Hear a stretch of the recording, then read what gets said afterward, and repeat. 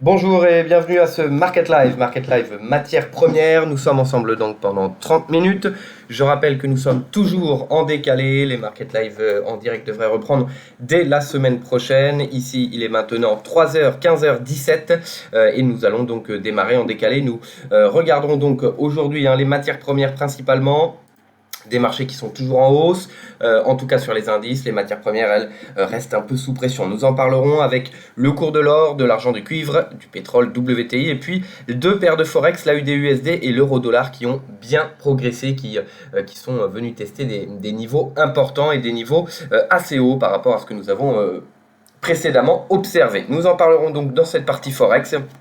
Et puis nous terminerons avec deux informations à venir, notamment le livre belge donc ce soir, et puis de nombreuses publications demain aux États-Unis. Nous verrons donc tout cela. Ici, je le rappelle une nouvelle fois, il est donc 15h18. Donc ce qui intéresse les marchés qui sont encore une fois en très forte hausse, une tentative de cassure sur les indices américains, des moyennes mobiles 200 périodes, 100 périodes, ou encore du seuil des 3000 points, 3022 sur une résistance importante sur le S&P. Donc nous sommes à 10 minutes de l'ouverture. Nous regarderons l'évolution à l'ouverture des marchés financiers. En tout cas, j'y reviendrai très rapidement. Et les marchés sont soutenus par l'espoir, donc en tout cas la réouverture bien sûr de l'économie qui permet une accélération. Et puis nous avons eu des soutiens importants durant la semaine. D'abord avec le Japon, avec des nouvelles aides qui pourraient atteindre 1100 milliards de dollars, ce qui amènerait tout de même les aides du Japon, le soutien en tout cas financier à l'économie, à environ 40% du PIB du Japon, le PIB en tout cas le Japon, qui est la troisième économie mondiale, donc ce qui fait tout de même un soutien extrêmement important. Deuxième soutien, c'est donc l'Union, ou en tout cas la Commission européenne. Une bonne nouvelle avec probablement justement selon les informations que nous avons, un emprunt commun qui serait pour la première fois réalisé par la Commission européenne et donc qui pourrait être plutôt positif pour montrer l'union, en tout cas justement l'union de cette zone économique, et donc nous pourrions parler d'une Union européenne en empruntant sur les marchés, ou en tout cas en réagissant de concert. Il y a toujours quatre pays qui étaient en désaccord, donc il manque bien sûr des négociations encore, mais cette annonce bien sûr d'une aide importante qui pourrait en tout atteindre 1100 milliards de dollars, dont 750, donc 500 milliards de dotations données aux pays par la Commission européenne, et également la chose nouvelle ici, c'est les 250 milliards d'euros qui seraient donc empruntés sur les marchés par la Commission européenne pour ensuite, en tout cas avec l'accord de tous les États, mais fait par la Commission européenne. Donc tout cela, bien sûr, amène à une hausse. Nous avons toujours des retards sur les indices européens, notamment le CAC qui était très en retard et qui est en train de rattraper cela avec les 4700 qui ont été atteints.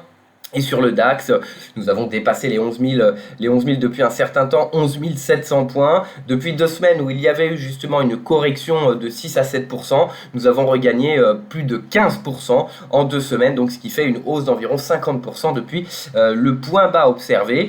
Donc toujours une corrélation qui est plutôt inversée par rapport à l'économie, mais de l'espoir, toujours de l'espoir qui soutient les marchés. Attention tout de même, nous ne parlons pas de chute importante des marchés, mais il y a tout de même, avec cette accélération, des risques justement de correction technique, avec une prise de bénéfices sur justement des niveaux techniques importants. Mais également, même si les marchés ne semblent pas intéressés par les mauvaises nouvelles ou par ce qu'il se passe au niveau macroéconomique, il y a tout de même le livre belge ce soir, donc au niveau de la Fed. Le livre belge, c'est donc les perspectives économiques, comment la Fed voit justement l'économie américaine, donc nous regarderons cela avec attention. Il y a également, bien sûr, le conflit entre la Chine et les États-Unis, et surtout donc la Chine qui pourrait passer la loi de sécurité dès demain. Pour le moment, c'est les informations que nous avons, et Donald Trump qui précisait qu'il donnerait des mesures de rétorsion avant la fin de la semaine. Donc Tout cela combiné, même si on est dans le marché dans lequel on est actuellement, ce marché Fed, il y a tout de même un risque de correction technique pour le moment. On ne parle pas bien sûr des risques extrêmement importants sur l'économie, du Covid, du conflit commercial, du conflit entre la Chine et les États-Unis, mais tous ces événements à court terme pourraient amener justement un retour en arrière, à une correction technique, avant peut-être un nouveau test de ces niveaux techniques importants, principalement le S&P avec le niveau des 3000, 3020 donc, qui sont au-delà de la moyenne mobile 200 qui est un niveau extrêmement important et à surveiller. Voilà donc un peu ce qui soutient les marchés. Prudence tout de même si les marchés sont extrêmement haussiers. Nous avons tout de même des facteurs donc sur cette fin de semaine, bien que comme je le répète les marchés financiers n'y prêtent que peu attention, des facteurs donc techniques et fondamentaux qui pourraient amener à une correction. Nous allons donc passer sur la partie technique ici avec le cours de l'or, de l'argent, du cuivre et nous terminerons sur le pétrole WTI qui bloque d'ailleurs toujours sous les 35 $. Nous en reparlerons. Le cours de l'or qui a atteint ici ces 1700 $, qui a atteint le support oblique, ce support oblique donc de court terme, en tout cas depuis le 9 avril, ce dépassement, c'est donc le support qui maintenait. Actuellement en train de dépasser, attention, les 1700 $, en train de dépasser également cette oblique avec pour autant nous n'avons pas donc de hausse du dollar américain qui a fortement baissé, nous allons le regarder d'ailleurs rapidement, qui est tout de même un indicateur très important et qui a cassé des niveaux de support importants depuis le franchissement, l'échec à revenir au-delà de l'oblique, sous la moyenne mobile 100 périodes, sous ce plus bas récent ici qui était donc quasiment le plus bas de mai. Et nous sommes même venus casser donc ce support ici, justement le plus bas de mai, qui avait été testé également le 14 avril. Nous sommes maintenant sous ce niveau qui montre un peu l'euphorie donc sur les marchés, qui amène à venir sur des actifs plutôt risqués. Nous voyons d'ailleurs le Nasdaq qui sur les futurs qui est plutôt en baisse, alors que le Russell 2000 qui sont des valeurs moyennes est plutôt en forte hausse et donc qui voit encore un retour sur les valeurs encore plus risquées, entre le Nasdaq, les valeurs extrêmement importantes technologiques américaines, et puis les moyennes capitalisations qui sont généralement plus risquées. Donc voilà, on voit tout de même un retour extrêmement important, une accélération sur les actifs risqués, ce qui nous amène à une baisse du dollar américain. Nous ne sommes pas là pour parler des paires de devises pour le moment, nous le reverrons tout à l'heure sur la partie Forex, mais en tout cas sur les matières premières. Voilà, le cours de l'or, les 1700 $, ce support technique, attention à la cassure confirmée, et également les 1700 qui avait mis en échec ici cette hausse importante et qui avait amené donc à ce retour baissier durant la chute extrêmement importante des marchés. Nous sommes en train donc, nous pourrions venir tester donc le plus bas que nous avons vu ici le 11 mai, qui avait également été testé, que nous avions vu donc au niveau du mois d'avril ici, et également qui correspond quasiment à ce plus haut, donc sur les 1690 $, donc sous les 1700, sous cette oblique, 1690 $ en ligne de mire. Nous allons regarder également en 4 heures le cours donc de l'or qui casse également ses moyennes mobiles 100 et 200 périodes, qui amène à une accélération donc de la même façon, les mêmes niveaux que nous voyons assez rapidement, 1690, qui pourrait être atteint en séance ici, 1692, 1690 $, et nous allons regarder, donc attention, sous l'oblique comme je le disais, voilà, nous avons les 1695, les 1695 donc, qui est un niveau que nous surveillons également, donc sous les 1700 le risque baissier domine et pourrait nous amener justement, il y a un niveau de support à 1660, mais attention avec ce risque de correction court terme qui pourrait amener justement à un rebond et à invalider cette tendance aussi, ce retour baissier, et un maintien sur cette oblique pourrait justement amener à une nouvelle accélération en fonction bien sûr de l'euphorie sur les marchés financiers, avec ces risques court terme justement, pourrait nous amener à un rebond sur ce niveau et à venir donc accélérer de façon importante parce que nous n'avons que peu l'habitude de voir des corrections sur le marché, donc cela pourrait amener tout de même à un retour sur le cours de l'or. Attention au dollar qui pourrait réduire cette tendance haussière, mais le maintien sur l'oblique ici, retour sur les 1720 $, l'objectif derrière 1737. Le cours de l'argent de la même façon qui continue, mais qui on le voit directement, rapidement. Voilà, le cours de l'or a tout de même accéléré à la baisse, le cours de l'argent est un peu plus en tout cas a une tendance baissière, un retour baissier moins important.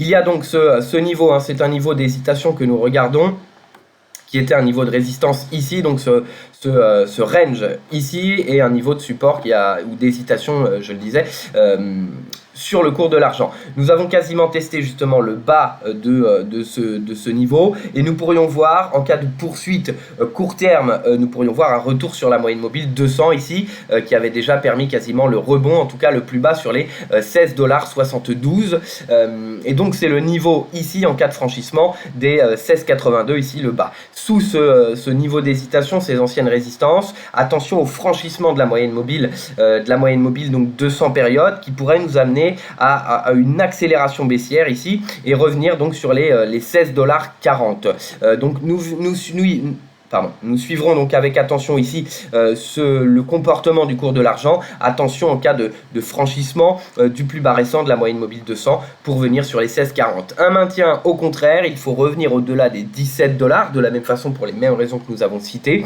Au-delà des 17 $, un retour sur les 17,32. Le cours du cuivre qui est en forte baisse actuellement, hein, qui est en train de, après une hésitation donc sur la moyenne mobile 100, également en train de tester ses anciens plus hauts et également ce plus haut sur le seuil des 2,40 $. Nous avons une nouvelle accélération baissière, donc avec ces craintes justement sur la Chine, des sanctions américaines qui pourraient tomber. Nous avons donc le cuivre qui est tout de même un baromètre de l'économie assez important, qui a donc tout de même du retard à rattraper encore, hein, donc qui traduit donc qu'il y a tout de même des risques sur l'économie, hein, par rapport au marché financier, notamment le Nasdaq qui est quasiment sur le plus haut historique. Le cours du cuivre, lui, malgré cette accélération qui est tout de même très confortable, n'accélère pas davantage et montre bien, malgré la hausse sur les marchés financiers, montre bien le risque qu'il y a, donc non pas sur le Covid actuellement, directement en tout cas, mais plutôt sur les sanctions américaines à l'encontre de la Chine. Sous la moyenne mobile 100 périodes, ici sous le seuil des 2,40 $, sous cet ancien plus haut ici qui avait amené un retour baissier, nous pourrions voir donc une accélération sur les 2,36 $, avec ce niveau intermédiaire du plus bas récent, donc du 22 mai, qui est sur les 2,3727 $. Notre objectif donc sous les 2,40 $, qui correspond à la moyenne mobile 100 périodes, retour sur les 2,36 $. Il faut revenir au-delà. Mais attention, avec les sanctions américaines, je le disais, Donald Trump qui pourrait décider justement de ces sanctions avant la fin de la semaine, pourrait amener à une poursuite de la tendance baissière sur le cours du cuivre de 2,36 $. Attention au franchissement. Ici, c'est 2,36 $ qui ont mis en échec à plusieurs reprises jusqu'aux tentatives de franchissement et à une accélération par la suite, donc récemment, donc au mois d'avril. Donc sous ce niveau, attention, notre objectif se situe sur le plus bas également, les 2,31 $ qui pourraient amener à une nouvelle accélération. Une invalidation et un retour au-delà des 2,40, en tout cas un retour au-delà des 2,40 invaliderait cette tendance baissière, ce risque baissier, et pourrait nous amener justement à un nouveau contact, à un nouveau test cette fois-ci, après un échec des 2,45 $, des 2,44 44 ici, voire devenir donc sur le plus haut récent. Attention tout de même avec la Chine, même si les marchés sont plutôt ne sont pas trop attentifs au risque, attention tout de même à ce risque envers la Chine. Voilà, nous terminons les matières premières ici avec le pétrole WTI qui échoue une nouvelle fois sous les 35 $ et qui se maintient donc sous la moyenne mobile sans période. Alors nous sommes ici sur le contrat juillet, hein, et le contrat juin a bien sûr amené à échéance, pas de pétrole négatif, fort heureusement. Nous allons plutôt regarder donc le contrat synthétique IG ici, qui est justement un contrat CFD qui prend deux échéances, les deux prochaines généralement, donc juillet et août ici. Mais nous sommes en train d'hésiter toujours sur la moyenne mobile sans période. En revanche, les 35 $ mettent toujours en échec donc la progression du cours du pétrole WTI. Bien sûr, des sanctions à l'encontre des sanctions à l'encontre de la Chine pourraient amener donc à des ralentissements. Hein. Mais il y a d'autres risques que les marchés ne prennent pas en compte. Donc voilà, il y a tout de même il faut quand même se resituer dans notre marché, le marché un peu plus qu'un peu surgonflé à la Fed, qui prend en compte peu de mauvaises nouvelles. Mais voilà, avec ces niveaux techniques dont nous parlions, avec ces ces niveaux, ou en tout cas ces nouvelles sur le côté fondamental, et les statistiques que nous attendons, et les sanctions qui pourraient tomber, et la loi de sécurité donc à Hong Kong, même si les marchés ne le prennent pas en compte, attention, au moins au niveau technique, et notamment donc sur les indices américains qui sont tout de même, qui pourraient donner l'occasion à des ventes, ou en tout cas des prises de bénéfices. Le pétrole sera également probablement impacté, mais plutôt par les sanctions américaines, par un probable éventuel ralentissement économique. Donc, ici, attention à ce nouvel échec sous les 35 $, qui sert de résistance, ici qui avait mis en échec également après ce gap baissier. Je le rappelle, nous sommes sur le contrat IG synthétique avec les 2 prochaines échéances. Nous avons également ici chez IG le contrat juillet, le contrat août et le contrat septembre. Mais ici, attention donc avec l'échec sous les 35, sous la moyenne mobile, si nous avions un retour baissier sous cette moyenne mobile, nous avons ici un niveau donc sur les 31 $, 31,15, ce plus haut donc au niveau du 9 avril, et également on le voit à quelques dollars près, donc ce plus bas récent, après la tentative de dépassement de la moyenne mobile 100, nous sommes revenus donc quasiment ici donc 31,10 et le plus bas 30,75. Donc voilà, le niveau est donné en cas de franchissement de la moyenne mobile 100.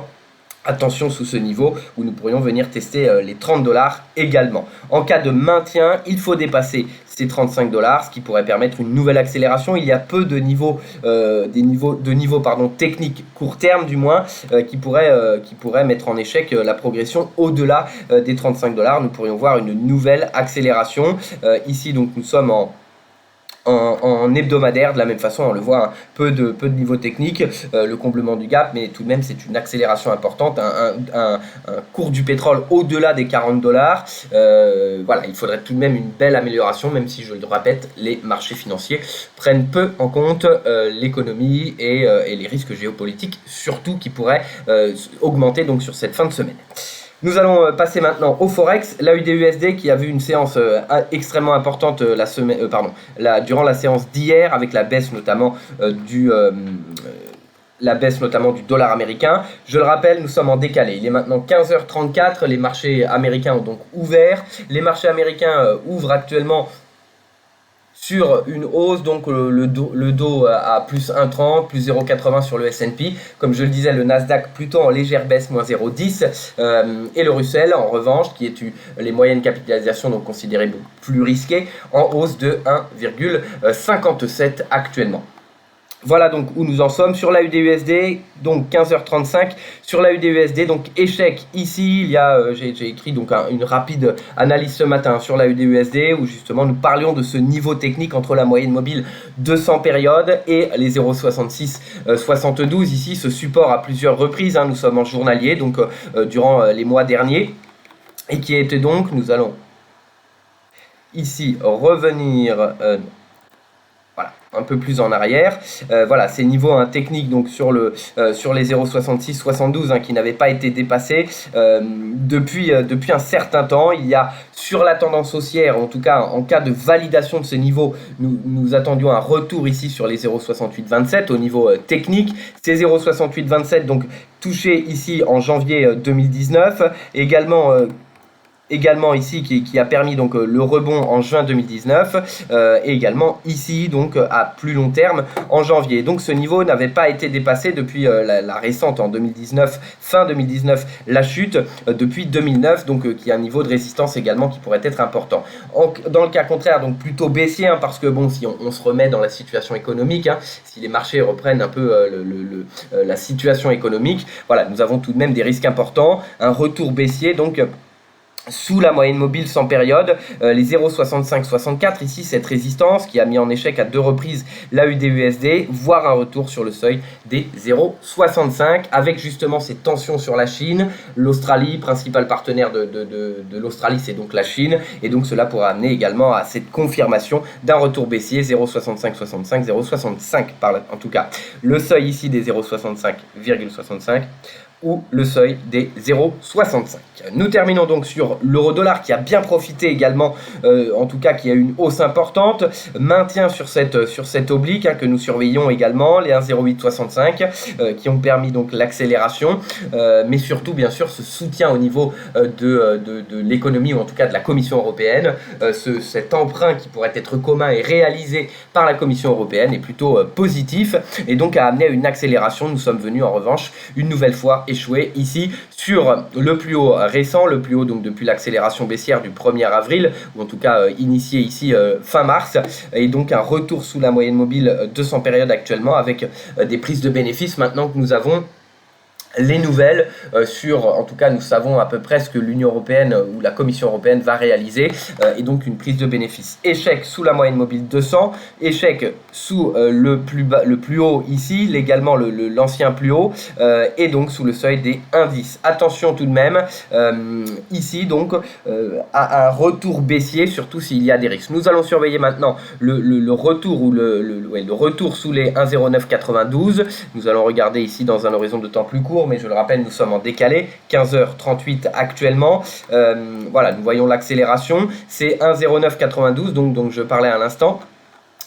N'ont pas été, en tout cas pas d'accélération baissière sous ce niveau, mais attention, si nous avons donc une nouvelle baisse, une hausse du dollar américain, des prises de bénéfices plus importantes et surtout sur la fin de la semaine, donc des risques ou au niveau technique ou au niveau fondamental. Le marché prend plus en compte le niveau technique, même si à la baisse c'est rare pour le moment.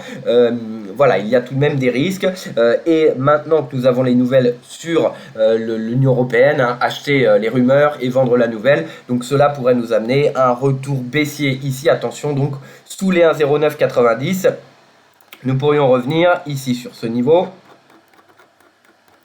Voilà, sur la moyenne mobile sans période, ici, voir les 1,0926. Pour confirmer cette tendance haussière, il faut dépasser la moyenne mobile 200, s'installer ici au-delà justement des indices 18, indice 20, donc ce plus haut, également les 50% de Fibo qui permettraient en revanche une nouvelle accélération sur l'euro-dollar.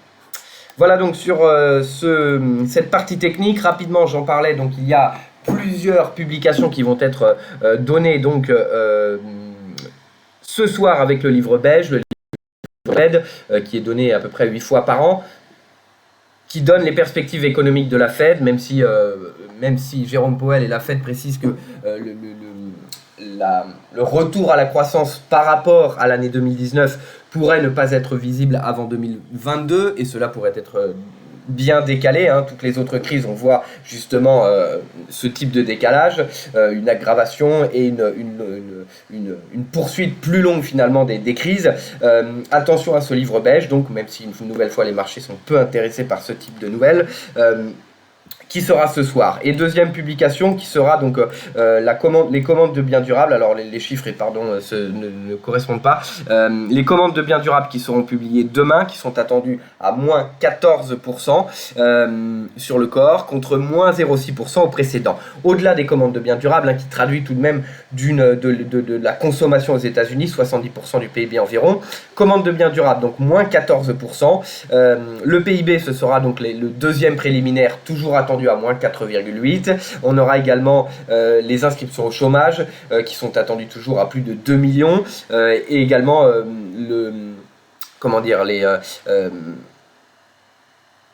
les bénéficiaires réguliers également au chômage, qui est attendu en augmentation à plus de 25 millions.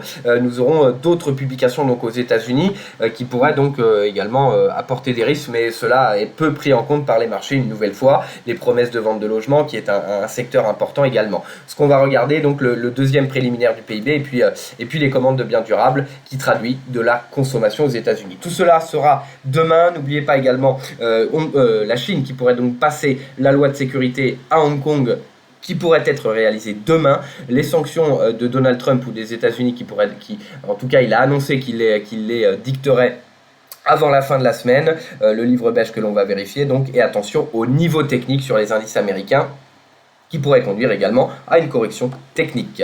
Voilà donc pour ce Market Live. Merci encore de nous avoir suivis. Vous retrouverez donc, je parlais de l'AUD-USD qui est publié donc sur le site IG et il y a d'autres publications plus macroéconomiques ou encore des idées de trading que vous retrouverez sur IG News. Merci donc de nous suivre. Vous retrouverez maintenant Alexandre Baradez. Donc non, on se retrouvera demain jeudi à 11h et on se retrouvera également l'après-midi. Nous regarderons donc le marché action.